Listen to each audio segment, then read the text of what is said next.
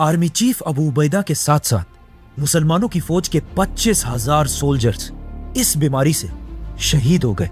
इन 25,000 में बहुत सारे सोल्जर्स वो थे जिन्होंने यरमूक जैसी अजीम जंग जीती थी, और इन्हीं सोल्जर्स ने पहली बार इस्लाम को पूरी दुनिया में फैलाने की शुरुआत की थी।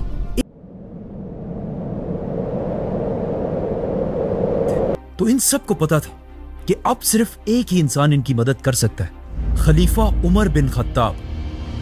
तो वो सब जमा होकर हजरत उमर के पास आकर उनसे फरियाद करने लगे कि अब आप ही हमें इन मुश्किल हालात से निकाल सकते हैं। हजरत उमर इससे पहले ही पर्शियन एम्पायर की कैपिटल को फतह कर चुके थे, जिसके बाद मुसलमानों के बैतुल माल में इतना सोना पड़ा हुआ था कि मदीना दुनिया के सबसे रिच सिटीज में से एक थी। लेकिन इस सोने से खरीदने के लिए पूरे अरब में खाने पीने की कोई चीज थी नहीं।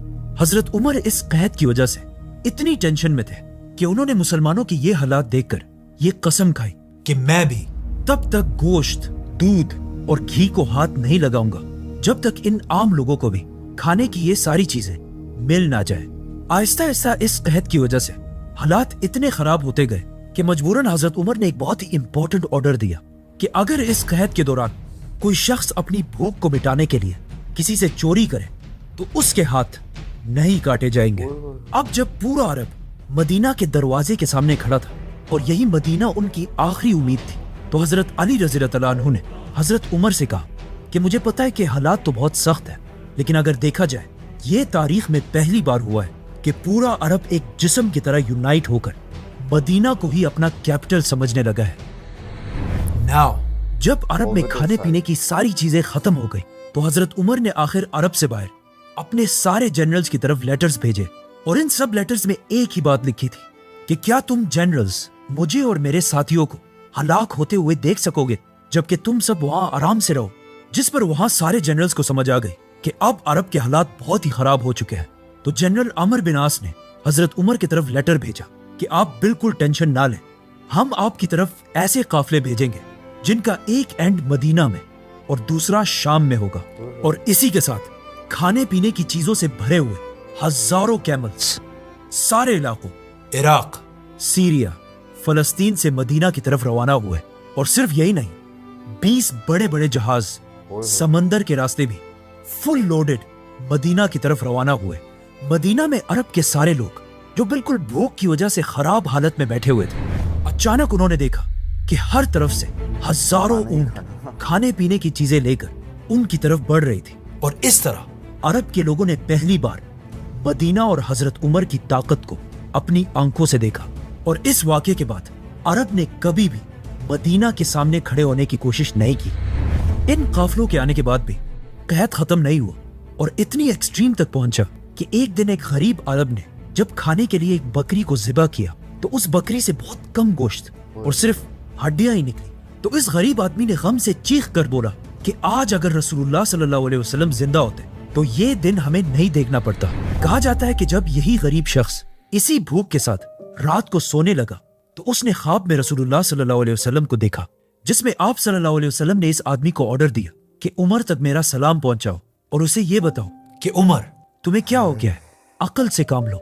ये आदमी नींद से उठकर सीधा हजरत उमर के पास मदीना पहुंचा। तो हजरत उमर के गुलाम ने उसे रोक लिया और उससे पूछा कि तुम कौन हो। तो उसने कहा मुझे जाने दो, मैं रसूलुल्लाह का मैसेज लेकर आया हूँ। ये सुनकर सब हैरान हो गए कि ये कैसे हो सकता है। लेकिन जैसे ही उसने हजरत उमर को अपने ख्वाब के बारे में बताया तो हजरत उमर समझ गए कि आप सल्लल्लाहु अलैहि वसल्लम मुझे नमाज़े इस्तिस्का के बारे में याद दिला रहे हैं। ये वो नमाज है जिसमें अल्लाह से बारिश के लिए दुआ की जाती है। तो इसी के साथ हजरत उमर ने अपने सारे गवर्नर्स को ये ऑर्डर्स भेजे कि हम सब पूरी खिलाफत राशिदा में एक ही दिन एक ही टाइम पर एक साथ खड़े होकर ये नमाज पढ़ेंगे और अल्लाह से बारिश की दुआ करेंगे। और जैसे ही अरब, शाम, इराक, फलस्तीन के सारे लोग नमाज के लिए खड़े हुए और अल्लाह से बारिश की दुआ की तो इसके कुछ ही टाइम बाद अचानक बारिश शुरू हो गई और इस तरह आहिस्ता आहिस्ता कहत की ये मुसीबत खत्म हो गई। लेकिन अब जैसे ही कहत का ये मसला खत्म हुआ तो at the same time Syria की जो बीमारी आहिस्ता आहिस्ता फैल रही थी वो इतनी स्ट्रांग हो चुकी थी कि सीरिया के हर घर में लोग इस बीमारी से मरने लगे। और आहिस्ता आहिस्ता ये बीमारी सीरिया में मुसलमान आर्मी के कैंप्स तक भी पहुंची, जिससे बहुत सारे मुसलमान सोल्जर्स शहीद होने लगे।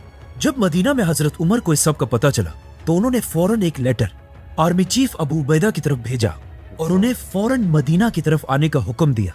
इस लेटर को पढ़कर अबू उबैदा इब्न जर्राह को समझ आ गई कि हजरत उमर उन्हें इसलिए बुला रहे हैं ताकि वो बीमारी से उन्हें बचा सके। तो अबू उबैदा ने हजरत उमर को जवाब दिया कि मैं इस मुश्किल टाइम में अपने सोल्जर्स को अकेला छोड़कर यहाँ से नहीं जा सकता। अगर मुझे भी उनके साथ मरना हो तो मैं यहीं मरूंगा। अबू उबैदा का ये लेटर जब मदीना में हजरत उमर तक पहुंचा तो वो इसे पढ़कर रोने लगे। तो लोगों ने पूछा कि क्या हुआ, कहीं अबू उबैदा वफात तो नहीं हो गए? तो हजरत उमर ने कहा कि नहीं, बल्कि मुझे खदशा है कि वो फौत होने वाले हैं। और एग्जैक्टली ऐसा ही हुआ। आर्मी चीफ अबू उबैदा के साथ साथ मुसलमानों की फौज के 25,000 सोल्जर्स इस बीमारी से शहीद हो गए। इन 25,000 में बहुत सारे सोल्जर्स वो थे जिन्होंने यरमूक जैसी अजीम जंग जीती थी, और इन्हीं सोल्जर्स ने पहली बार इस्लाम को पूरी दुनिया में फैलाने की शुरुआत की थी। इन 25,000 सोल्जर्स का शहीद होना उस वक्त इस्लामिक एम्पायर के लिए एक बहुत बड़ा धचका था। आर्मी चीफ अबू उबैदा ने अपनी वफात से पहले मुसलमानों का नया आर्मी चीफ माज बिन जबल रज़ियल्लाहु तआला अन्हु को नॉमिनेट किया था, जिसके बाद वो आर्मी चीफ तो बन गए, लेकिन कुछ ही अरसे बाद वो भी इस बीमारी से फौत हो गए। और उनके साथ सीरिया के बहुत सारे गवर्नर्स भी शहीद हुए, जिनमें से एक यजीद बिन अबी सुफियान भी थे जो मुआविया बिन अबी सुफियान के भाई थे। तो अब इन सारे जनरल्स और गवर्नर्स के शहीद होने के बाद हजरत उमर ने इन इलाकों के लिए नए लीडर्स चूज किए, जिससे यंग मुसलमानों को चांस मिला कि वो सामने आकर लीडर्स बन सके। तो हजरत उमर ने सीरिया में मुसलमानों का नया आर्मी चीफ अमर बिन आस को बनाया और बाकी सिटीज के लिए गवर्नर्स भेजे, जिनमें से एक गवर्नर का नाम था मुआविया बिन अबी सुफियान, क्योंकि हजरत मुआविया के भाई यजीद बिन अबी सुफियान भी पहले एक गवर्नर थे। हजरत मुआविया इससे पहले आप सल्लल्लाहु अलैहि वसल्लम के आखिरी दौर में कुरान लिखने वाले सहाबा में से भी थे, और अब उनके भाई यजीद के फौत होने के बाद हजरत उमर ने उन्हें ही दमिश्क का गवर्नर बनाया। जैसे ही अमर बिन आस मुसलमानों की फौज के आर्मी चीफ बने तो उन्होंने एक जबरदस्त फैसला किया और मुसलमानों को हुक्म दिया कि ज्यादा एक साथ रहने के बजाय एक दूसरे से दूर जाकर रहो और एक दूसरे से मिलना जुलना बंद कर दो, जिस तरह कोरोना वायरस में पूरी दुनिया का सिस्टम था, 962 deaths from coronavirus in the past 20 ताकि ये बीमारी खुद ब खुद खत्म हो जाए। And it worked. Aahista Aahista कुछ ही अरसे में ये बीमारी सीरिया से खत्म हो गई। अब फाइनली मुसलमानों की दोनों बड़ी मुसीबतें, कहत और बीमारी, खत्म हो चुकी थी। तो हजरत उमर हालात को कंट्रोल करने के लिए खुद सीरिया की तरफ गए और वहां उनकी मुलाकात नए आर्मी चीफ अमर बिन आस से हुई, जिन्होंने हजरत उमर के सामने एक नया प्लान रखा कि अब जब हमारे हालात ठीक हो चुके हैं तो हमें स्लो होने के बजाय आगे बढ़ना चाहिए और एक नए इलाके की तरफ जाना चाहिए, इजिप्ट। सब्सक्राइब।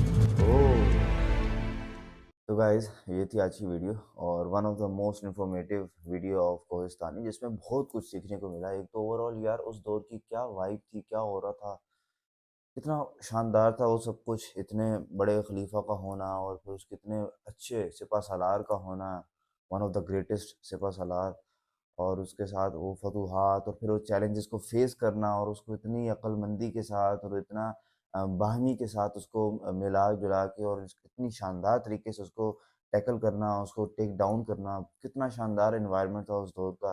फतूहात पे फतूहात भी होती रही, लेकिन वो जब स्टेट उनकी बढ़ती गई तो उससे वो टूटे नहीं, बल्कि वो उन्होंने वो डिसिप्लिन किया खुद को।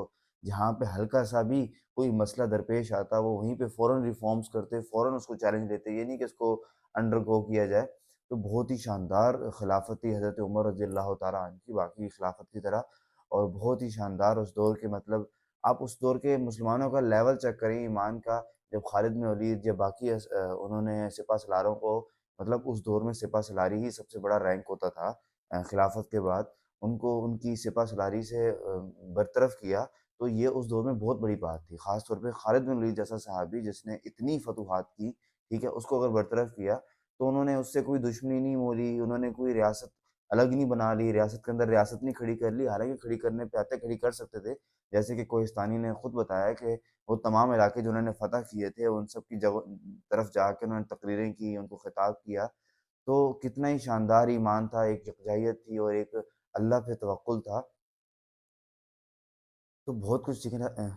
तो जस्ट तो हिस्टोरिकल पॉइंट ऑफ व्यू के تو ہسٹوریکل پوائنٹ آف ویو کے علاوہ، ہسٹوریکل سٹوریز کے علاوہ ان چیزوں سے بہت کچھ سیکھنے کو ملتا ہے کہ ہم بھی کیسے ان چیزوں سے سبق سے لے سکتے ہیں، اور پتہ چلتا ہے کہ کیسے وباؤں میں، قحط سالیوں میں کیسے اپنے آپ کو ہم نے منظم رکھنا ہے اور اللہ پہ توکل رکھنا ہے۔